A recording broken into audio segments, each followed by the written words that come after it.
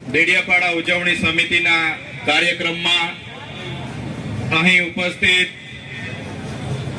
તમામ વડીલો, માતા બહેનો, યુવાનો, ભૂલકાઓ, તમામ જે પણ ક્રાંતિકારી અહીં ઉપસ્થિત થયા છે, સૌને મારા સેવા જોહાર છે.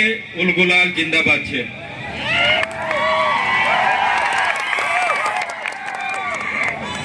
જે સમિતિએ 9 ઓગસ્ટ વિશ્વ આદિવાસી દિવસની દેડિયાપાડા ખાતે આયોજન કર્યું, અમને આમંત્રણ આપી, ઘણા લોકો અહીંયા બોલે એવા છે, છતાંય સાથી આગેવાનોએ પણ મને બોલવાનો જે તક આપ્યો છે અને મને જે સન્માન આપ્યું છે એ બદલ સૌપ્રથમ બધા માટે એમના ચરણોમાં હું નમન કરું છું. સૌને હું પ્રણામ કરું છું.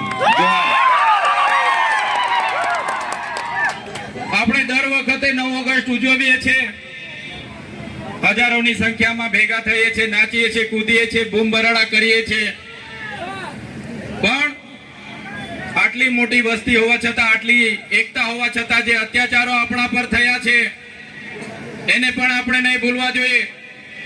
જે આદિવાસીઓને બંધારણમાં અધિકારો મળ્યા છે એ અધિકારો પર જ્યારે તરાપ મરાતી હોય તો એ પણ આપણે આજના દિવસે યાદ કરવું જોઈએ.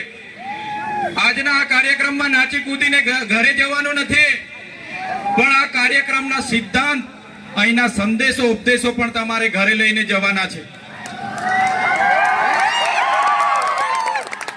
મિત્રો, 2 દિવસ પહેલાની ઘટના છે. કેવડિયા ખાતે 2 યુવાનોને, જયેશભાઈ સાનાભાઈ તડવી, સંજયભાઈ ગજેન્દ્રભાઈ તડવી, ઢોર માર મારવામાં આવે છે. આખી રાત કપડા ઉતારીને બાંધીને ઢોર માર મારવામાં આવ્યો અને બીજા દિવસે FIR માં પણ એમના મજૂરોને રજૂ કરવામાં આવ્યા. અને દુઃખ અમને ત્યારે થયું કે પોલીસ અધિકારીઓ એ યુવાનો મરણ થયા છતાંય એવું સ્ટેટમેન્ટ આપ્યું કે આ યુવાનો અહીંયા ચોરી કરવા માટે આવ્યા હતા. શું આદિવાસીઓ ચોર છે? કેવડિયામાં અમારી જમીનો છીનવાયેલી છે, અમારા લોકો વિસ્થાપિત થયા છે અને દુર્ભાગ્ય અમારું એ છે કે ત્યાં અમને ચોર સાબિત કરવામાં આવે છે.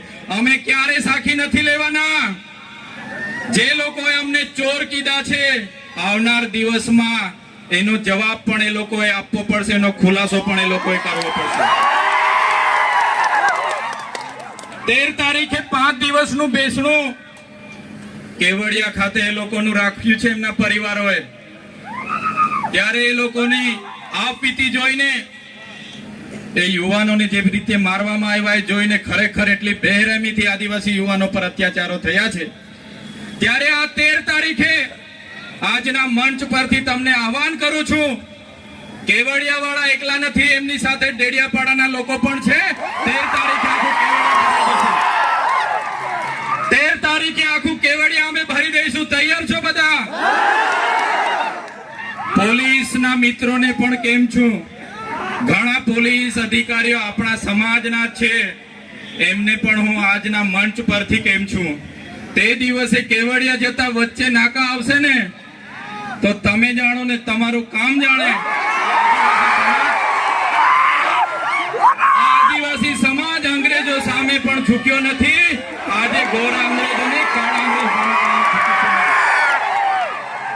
આદિવાસી અમે એટલા માટે ગર્વ અનુભવીએ છીએ, અમે અહીંયા અનાદિકાળથી વસીએ છીએ. અહીંના અમે મૂળ નિવાસી છે, મૂળ માલિકો છે. આજે અમને વનવાસી કહેવામાં આવે છે, વનબંધુ કહેવામાં આવે છે. અમે આદિવાસીઓ છે, હજારો વર્ષોથી વસનારા આદિવાસીઓ છે. અમે જે વખતે આ વિસ્તારોમાં, આ દેશ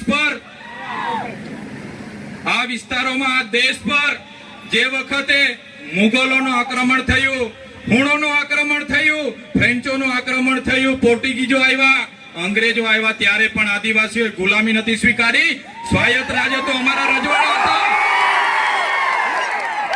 રાજપીપળાનો ઇતિહાસ જોઈ લો. નાંદોદ અમારા નંદ ભીલની નગરી હતી. સાગબારા અમારા કુંવર વસાવાનું રજવાડું હતું. હેલાદાબમાં અમારા રાજા પાંઠા વિનોદેવનું રજવાડું હતું. અમારા રજવાડાઓને યેન પેન પ્રકારે હેરાન પરેશાન કરીને ખદેડીને આજે અમને આદિવાસીઓને વિભાજિત કરવામાં આવ્યા છે. તમે રામાયણ વાંચી લેજો. રામાયણના પહેલા પાને આદિવાસી વાલ્મીકીનો ઉલ્લેખ હશે, સબરીનો ઉલ્લેખ હશે, હનુમાનનો ઉલ્લેખ હશે, નિર્સાદનો ઉલ્લેખ હશે. આ અમારા આદિવાસી અમારા પૂર્વજો છે. તમે મહાભારત ઉઠાવીને વાંચી લેજો. જે એકલવ્ય છે અમારા આદિવાસીના પૂર્વજ છે. તમે મહારાણા પ્રતાપનો ઇતિહાસ વાંચી લેજો. એમાં પૂંજા ભીલ, દુધા ભીલ અમારી જે સેના હતી એ આદિવાસીઓની હતી. અમે એ સમાજમાંથી આવીએ છીએ એટલે અમને ગર્વ છે. શિવાજીનો ઇતિહાસ વાંચી લેજો. બેવડા ભીલ જે સેના લઈને આવ્યા હતા એ અમારા આદિવાસી હતા. આદિવાસી અંગ્રેજો સામે સૌપ્રથમ કોઈ લડ્યા હોય 35 વર્ષ સુધી ટાટિયા ભીલ લડ્યા હતા, ખાજિયા નાયક લડ્યા હતા, તિલકા માઝી લડ્યા હતા, બિરસા મુંડા લડ્યા હતા. એ સમાજમાંથી અમે આવીએ છીએ. આઝાદીમાં ગુરુ ગોવિંદસિંહ માનગઢ ખાતે 1500 આદિવાસીઓનો સમૂહ મળ્યો. અંગ્રેજોએ ગોળીબાર કરીને હત્યાકાંડ કર્યો. 1500 આદિવાસી મરી ગયા. આજે ઇતિહાસમાં અમારા આદિવાસીઓને જગ્યા નથી મળી. અમે ક્યારે સાખી નથી લેવાના. જે રીતે આદિવાસીઓ સાથે અન્યાય થયો, આજે દેશમાં આઝાદીનો અમૃત મહોત્સવ મનાવવામાં આવે છે. કરોડો રૂપિયાના તાઇફાઓ કરવામાં આવે છે. આદિવાસી વિસ્તારમાં મોટા ડેમો બનાવી દેવાથી, આદિવાસી વિસ્તારમાં મોટા સ્ટેચ્યુ બનાવી દેવાથી, રોડ હાઈવે બનાવી દેવાથી આદિવાસીનો વિકાસ થવાનો નથી.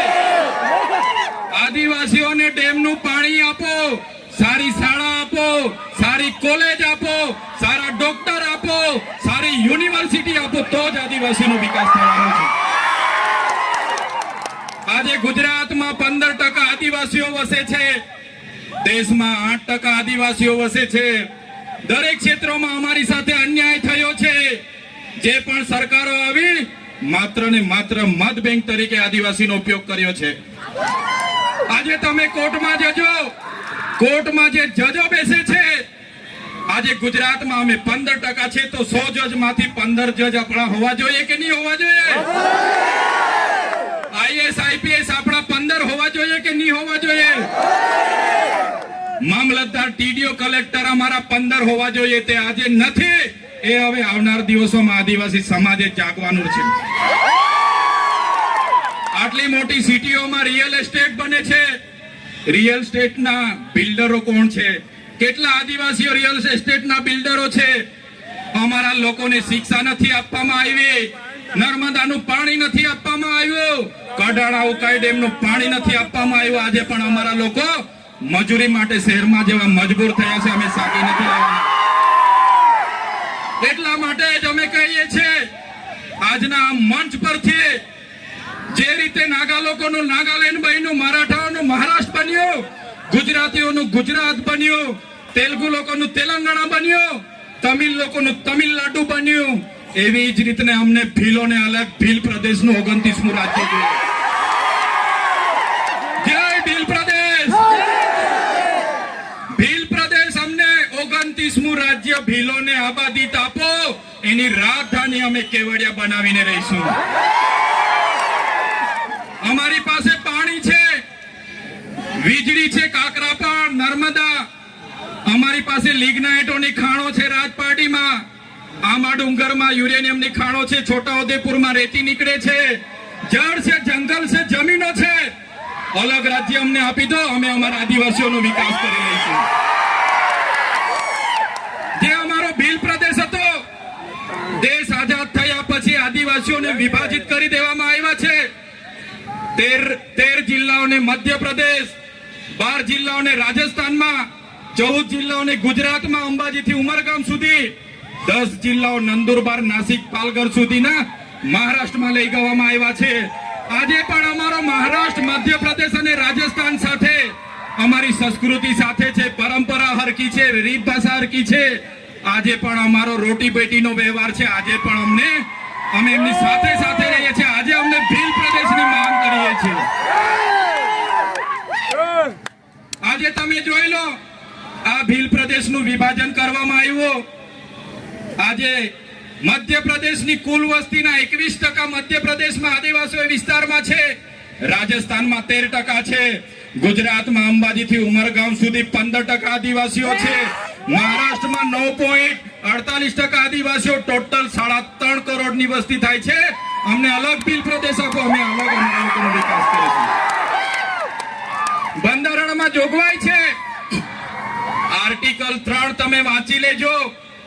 જે રીતના મહારાષ્ટ્રમાંથી ગુજરાત રાજ્ય બન્યું, આજે દેશ અને ગુજરાતનો વિકાસ થયો, પણ આદિવાસીઓનો વિકાસ નથી થયો. એટલા માટે અમે કહીએ છીએ કે અમેરિકામાં આપણા જેટલી વસ્તી નથી, છતાં પણ 50 રાજ્યો છે, જ્યારે ભારતમાં 28 જ રાજ્ય છે. તો 29મું રાજ્ય બનવું જોઈએ કે નહીં બનવું જોઈએ? બનવું જોઈએ. એની રાજધાની કેવડિયા હશે. આખું મંત્રીમંડળ અને મુખ્યમંત્રી, અહીંનું આખું અધિકારીગણ, અહીંનું પોલીસ તંત્ર તમામમાં આદિવાસી હશે, તો જ અમારા આદિવાસીઓનો વિકાસ થશે. એટલા માટે જેટલા પણ અન્યાય અત્યાચાર થયા છે, ડેડિયાપાડા વાળાને એવું લાગશે, ઝઘડિયા વાળા સાગબારા વાળાને લાગશે, કેવડિયા વાળાને મારી નાખે, આપણે શું? પણ નહીં. આજે કેવડિયા વાળાનો વારો છે, કાલે માલસામોટ વાળા પણ તૈયાર રહેજો માર ખાવા માટે. એના પછી બે મોગરા વાળા તૈયાર રહેજો, બધાનો વારા પરથી વારો આવવાનો છે. એકલ દોકલ બધાનું કામ લેશે આ લોકો.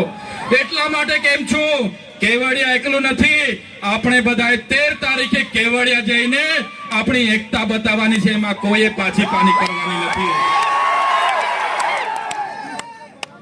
વિકાસની વાતો થાય છે અને આદિવાસીઓ સાથે અન્યાય થયા છે, ત્યારે અમે ક્યારે સાખી નથી લેવાના. આજે તમને એટલા માટે અમારે કહેવું પડે છે કે આપણા સમાજના લોકો પાર્ટી પક્ષમાં છૂટાછવાયા થઈ ગયેલા છે, અલગ અલગ સંગઠનોમાં, અલગ અલગ ધર્મ સંપ્રદાયોમાં, પણ કોઈ બી પાર્ટીમાં હોય, સમાજની વાત આવે ત્યારે આપણા બધા લોકોએ ભેગા થવું જોઈએ. આજે ભેગા નથી થતા, એ બડી દુઃખની વાત છે. દુઃખની વાત છે, આપણે ભેગા નથી થતા. અમે આ જાહેર મંચ પરથી કહીએ છીએ, જે દિવસે આદિવાસીઓના અવાજ બનતા અમારી પાર્ટી અમને રોકશે, એ દિવસે સૌથી પહેલા પાર્ટીના પાટિયા ઉતારીને અમે મૂકી દઈશું. અમારા સમાજ પહેલા, પછી પાર્ટીનો અમે વિચારીશું. આવનાર દિવસોમાં જ્યાં પણ આદિવાસી સાથે અન્યાય થશે, એ મહારાષ્ટ્ર હશે કે મધ્યપ્રદેશ હશે, આ આદિવાસી સમાજ માટે અમે લડી લઈશું. અને અમે એ જ ઉપદેશ આપને આપીએ છીએ. આજે એસસી અને એસટી કોટામાં 7 જજોની ન્યાયપીઠે જે ચુકાદો આપ્યો છે, મિત્રો, આવનાર દિવસોમાં આપણા શિક્ષણની અનામત, આપણી નોકરીની અનામત, આપણી રાજકીય અનામત ખતમ થઈ જવાની છે. યાદ રાખજો, જે જજોએ જજમેન્ટ આપ્યું છે એ ખૂબ ગંભીર બાબત છે. મિત્રો, તમે જાણ્યું હશે, આ વિસ્તારોમાં નકલી કચેરીઓ પકડાય, નકલી અધિકારીઓ પકડાય, નકલી ઘી પકડાય, નકલી ટોલ નાકા પકડાય. પણ હું તો તમને કેમ છું કે નકલી આદિવાસી ધારાસભ્ય પણ આ ગુજરાતમાં છે, આપણા એસટી સર્ટિફિકેટ બનીને ધારાસભ્ય બન્યા છે. નકલી આદિવાસી ધારાસભ્ય પણ ખોટા સર્ટીના આધારે આજે બન્યા છે, ત્યારે આપણે બધાએ લડવું પડશે. એટલા માટે જ વધારે સમય નથી લેતા. અહીંયા આવીને નાચી કૂદીને છૂટા પડવાની વાત છોડો. આપણા બાળકોને ભણાવો, આપણા લોકોને સિંચાઈનું પાણી મળે, સારી સુવિધા મળે, એ માટે લડો. આદિવાસીએ કોઈ પાસે શિક્ષા નથી છીનવી, આદિવાસીઓએ આજ દિન સુધી કોઈની નોકરી નથી છીનવી, આદિવાસીઓએ આજ દિન સુધી કોઈની જમીનો નથી છીનવી. તો આપણું છીનવાય છે ત્યારે તમે કેમ ચૂપ બેસો છો? આદિવાસીઓનું છીનવાય ત્યારે આખો સમાજ ચૂપ બેસે છે, ત્યારે દુઃખ થાય છે. એટલા માટે કોઈ પણ પક્ષ પાર્ટીમાં જે પણ નેતાઓ હોય, વડીલો હોય, યુવાનો હોય, બધા જ લોકોને આજે હું આહવાન કરું છું, પક્ષ પાર્ટી ચૂંટણી આવશે ત્યારે આપણે દેખાઈ જશે, પણ જ્યારે સમાજની વાત આવશે, જ્યારે કેવડિયાની વાત આવશે, બધાએ નીકળી પડવું પડશે, તો જ આ લોકોને આપણી એકતા બતાવી શકીશું. એટલે સમય ઘણો થયો છે, વધારે વિશેષ નથી કહેતા, પણ અમે વિધાનસભામાં તમે બધાએ મોકલેલા છે. વિધાનસભામાં જઈને અમે બધું જોયું, જાણ્યું, અને આપણા સમાજ સાથે જ્યારે પણ કંઈ થાય છે, મા બહેનો રાતે ફોન કરે, સવારે ફોન કરે અને કહે છે કે અમારી સાથે આપવીતી થઈ છે, ત્યારે મને દુઃખ થાય છે કે આટલી બધી યુવા શક્તિ છે, આદિવાસી યુવાનો રાતે 11 વાગ્યાથી નાચશે, 5 વાગ્યા સુધી આદિવાસી યુવાન થાકશે નહીં. આદિવાસી યુવાન અહીંથી પગપાળા લઈને નીકળશે, 15 દિવસ પાવાગઢ ને ભાગવલ જશે, આદિવાસી યુવાન થાકવાનો નથી. પણ આદિવાસી યુવાનને હું વિનંતી કરું છું, તમારી જે શક્તિ છે, તમારો પાવર છે, એ નાચવા કૂદવામાં, પગપાળા જવામાં કે લડાઈ ઝઘડા અંદર કરવામાં નહીં વેફડશો. તમારી શક્તિનો ઉપયોગ આવનારા દિવસોમાં સમાજને ન્યાય આપવા માટે કરો. હું તમને વચન આપું છું, અમે આગેવાની લેવા માટે તૈયાર છે. અમને તમારો સાથ જોઈએ છે, તમારો સહકાર જોઈએ છે, સાથ જોઈએ છે. જે રીતના આપણા પૂર્વજોએ અંગ્રેજો સામે નમતું નથી ઝૂક્યું, એ આદિવાસી સમાજમાંથી અમે આવીએ છીએ. ટાટિયામાં બિરસા મુંડા, રાજા પાંઠાનું ખૂન અમારા શરીરમાં છે. અમે ક્યારે કોઈના બાપથી ડરવાના નથી. એટલા માટે આજે અમે કહીએ છીએ કે આદિવાસીનો ઇતિહાસ એ સિંધુ ઘાટીની સંસ્કૃતિ 10,000 વર્ષો પહેલા, 7-8 હજાર વર્ષો પહેલા જે સંસ્કૃતિ હતી, એ આદિવાસી સંસ્કૃતિની સભ્યતા છે. વિશ્વની સૌથી જૂની સંસ્કૃતિ આદિવાસીઓની છે. આજે અમેરિકા, આફ્રિકા, બ્રાઝિલ, ઇન્ડોનેશિયા તમામ દેશોમાં આજે આદિવાસીઓ ધામધૂમથી 9 ઓગસ્ટ વિશ્વ આદિવાસી દિવસ ઉજવે છે. ત્યારે એક આદિવાસી સમાજના લીડર તરીકે, તમારા પ્રતિનિધિ તરીકે આજના કાર્યક્રમમાં તમને મેં સેવા જોહાર કરું છું. આવનાર દિવસોમાં ઉલ ગુલાલ જિંદાબાદ કરવું પડશે તો તમારે બધાએ સાથ સહકાર આપવું પડશે. મિત્રો, આજના કાર્યક્રમના મંચ પરથી કહેવા માંગુ છું, ઘણા વર્ષોથી લડેંગે જીતેંગે, મુર્દાબાદ જિંદાબાદ. હવે મુર્દાબાદ જિંદાબાદ કરવાનું થતું નથી. હવે કોઈ બાબતમાં આવેદન પત્ર આપવાના થતા નથી. લડેંગે જીતેંગે જિંદાબાદ મુર્દાબાદ કરવાનું થતું નથી. જ્યારે પણ આદિવાસીઓ સાથે અન્યાય થશે, અત્યાચાર થશે, આદિવાસીના હક અધિકાર માટે ખોચવી લેવા માટે હવે આપણે બધા તૈયાર થઈ જવું પડશે.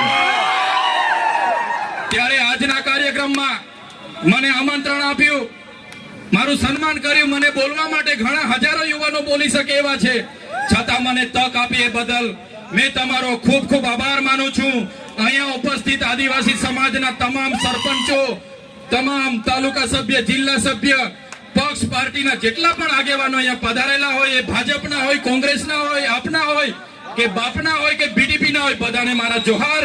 જય આદિવાસી.